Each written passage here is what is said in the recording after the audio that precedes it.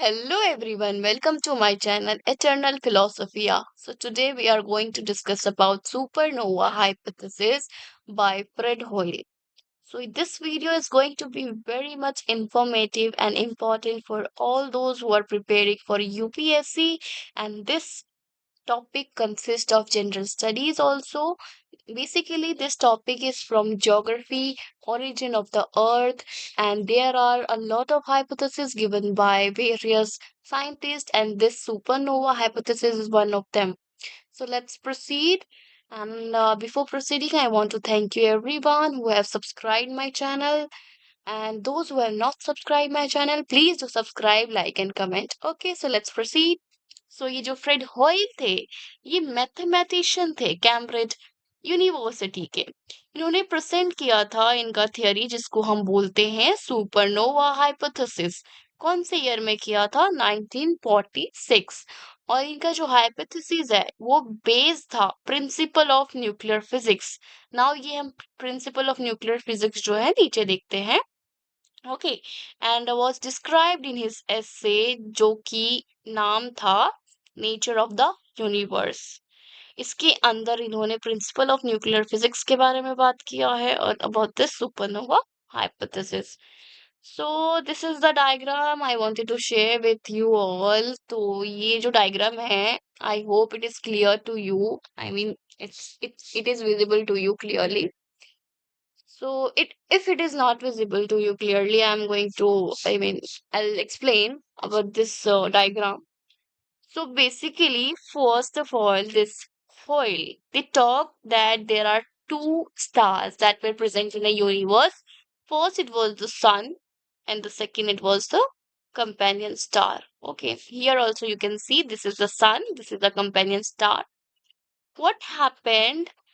This companion star was very big. I mean, its size was larger than the sun. Okay. And there in between, like in the inner core, what was happening in the companion star, that they were this uh, nuclear formation was happening.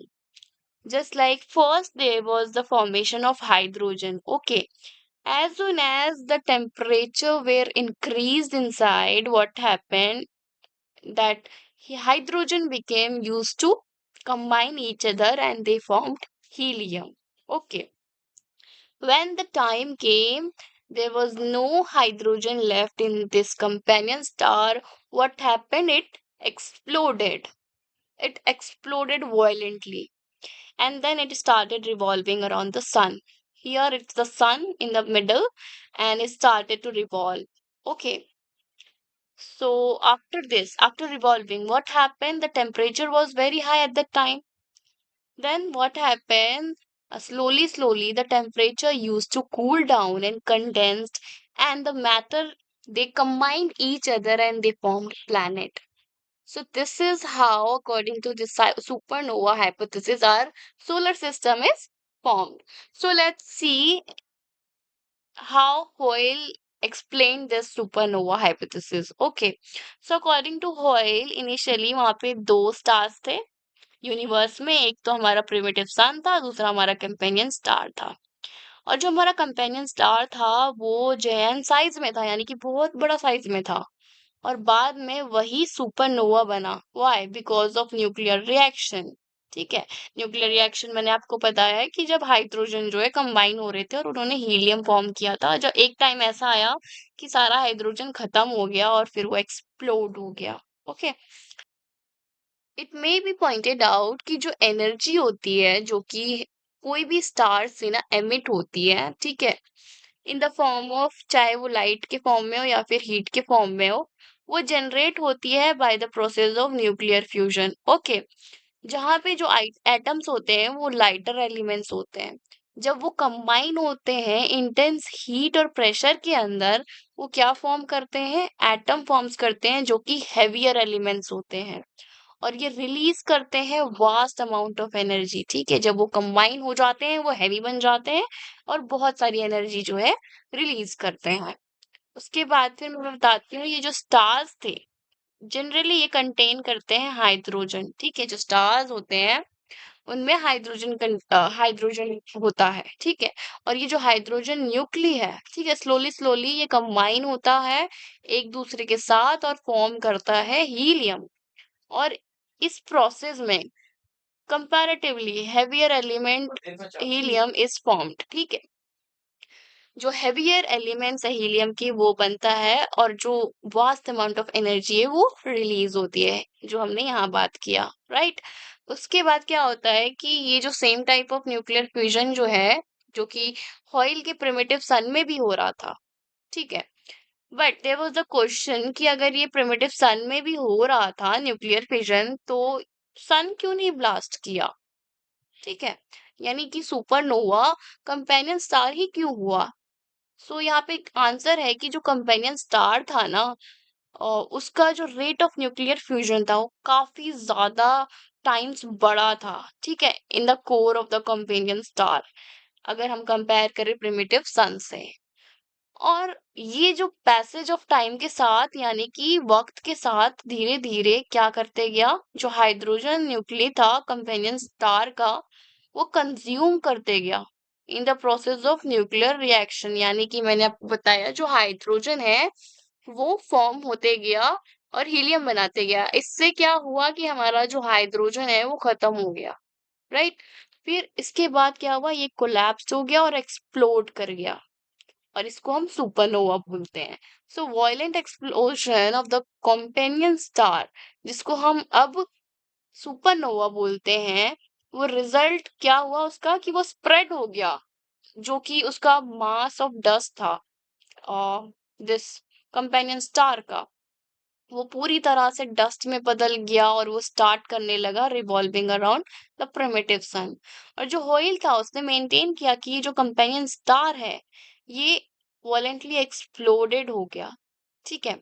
और इसका जो recoil हो रहा था gigantic stellar explosion में, तो उसने क्या किया, उसने जो न्यूक्लियस बचा हुआ था ना कंपेनियन स्टार का, उसको थ्रू कर दिया, यानी कि उसको फेंक दिया out of gravitational field of the primitive सन।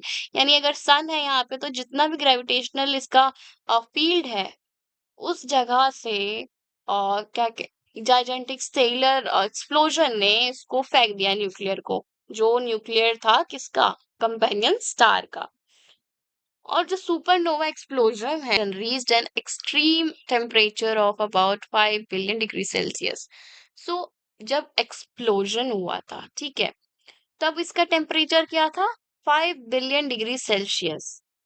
सो ये जो टेम्परेचर था काफी ज्यादा हाई था, ठीक है। इसने क्या ट्रिगर किया, न्यूक्लियर फ्यूजन रिएक्शंस, ठीक है, न्यूक्लियर फ्यूजन रिएक्शंस, क्योंकि टेम्परेचर इतना हाई था कि वहां पे न्यूक्लियर फ्यूजन रिएक्शंस हो रहे थे, जिसने अलाउ किया कि वहां पे हैवी एलिमेंट्स बने, ठीक है।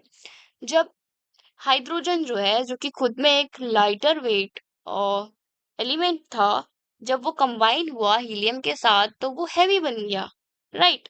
तो यहाँ पे भी सेम कंडीशन हुआ, और जो कि हम देख सकते हैं heavy elements like helium, carbon, oxygen, silicon, nitrogen, okay.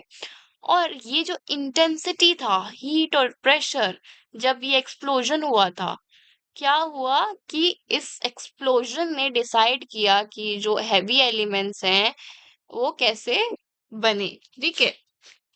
How heavy elements heavy the elements became.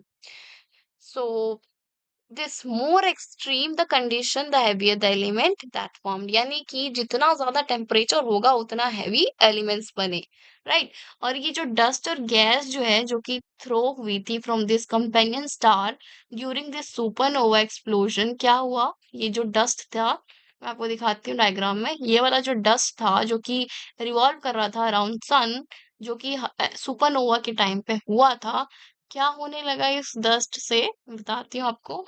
ये ना धीरे धीरे कूल होने लगा और कंडेंस्ड होने लगा, ठीक है, इन अ रोटेटिंग डिस्क, यानी वो रोटेट होते होते धीरे धीरे कूल होता गया, ठीक है। और इसने क्या किए, क्लम्प्स फॉर्म किए। क्लम्प्स क्या होता है कि छोटी छोटी चीजें जो है एक साथ मतलब कंबाइन हो जाएगी और इतनी टाइट सी हो जाएंगी कि उसे कोई तोड़ नहीं सकता। So leading to the birth of planets, ऐसे हमारा प्लैनेट्स बना इंक्लूडिंग अर्थ। देयरफॉर जो प्लैनेट्स थे वो बोलते हैं कि होयल बोलते हैं कि ये सन से नहीं बने हैं, ठीक है।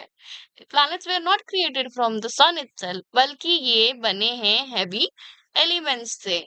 और ये कब बने थे? During the explosion of companion star. So ये जो पॉइंट आया है, इसमें एक क्रिटिसिज्म जो कि हम फेस कर रहे थे कि हमारे एली लाइक प्लैनेट्स जो है वो हैवी क्यों है सन से, उसको सॉल्व किया है इसने, ठीक है। सो हम इसको एक बारी हॉयल के थियरी को क्लियरली देख लेते हैं। सो जो प्लैनेट्स थे इंक्लूडिंग अर्थ वो फॉर्म हुए थे सुपरनोवा एक्सप्लोजन से, ठीक है, ना कि डायरेक्टली फ्रॉम सन। और जो बिल्डिंग ब्लॉक्स थे प्लैनेट्स के, वो हेवी एलिमेंट्स थे जो कि क्रिएट हुए थे under extreme heat and pressure जब एक्सप्लोजन हुआ था। और ये एक्सप्लेन करता है कि why earth and other planets contain heavier elements than the sun, कि क्यों बाकी प्लैनेट्स हेवियर हैं अगर हम कंपेयर करें सन से। Now we are going to see the evolution, that is the supernova hypothesis of Fred Hoyle. इसने हेल्प किया तीन बेसिक चीज प्रॉब्लम को सॉल्व करने के लिए of the origin of the earth and the solar system raised by critics since the time of postulation of tidal hypothesis of James James, ठीक है। तो इन्होंने तीन प्रॉब्लम सॉल्व करी। पहली प्रॉब्लम थी कि जो ग्रेट डिस्टेंस था बिटवीन द प्लैनेट एंड सन, वो कैसे हुआ, मैंने यानी कि हमारा सन यहाँ था, हमारा कंपेनियन स्टार यहाँ था। तो ये जो डिस्टेंस था सन और हमारा जो सोलर सिस्टम फॉर्म हुआ है, तो वो डिस्टेंस कैसे इतना फॉर्म हुआ है, ठीक है। और दूसरा प्रॉब्लम की जो problem of angular momentum of the planets, यानी कि एंगुलर मोमेंटम हमारा ये हो गया कि जैसे हमारे प्लैनेट्स जो है रिवॉल्व कर रहे हैं, ठीक है। तो जो एक्सप्लोजन हुआ वो स्टार्ट हो गया ऐसे रिवॉल्व करना, राइट। तो ये जो एंगुलर मोमेंटम का भी प्रॉब्लम था उसको सॉल्व किया। Third, it was the problem of heavier element of the material of the planets than the sun, यानी कि जो सन है उसका एलिमेंट यानी उसका जो डेंसिटी है वो लाइट है एज कंपेयर टू हमारे प्लैनेट्स, ठीक है। इसका डेंसिटी हमारा जो प्लैनेट्स का है वो हाई है। So these are the problems that this supernova hypothesis solved. Okay, so with this, we have completed this supernova hypothesis. Thank you everyone for watching my video. If you feel that my videos are helpful for you, please do subscribe, like, and comment. Bye bye everyone. Take care of yourself.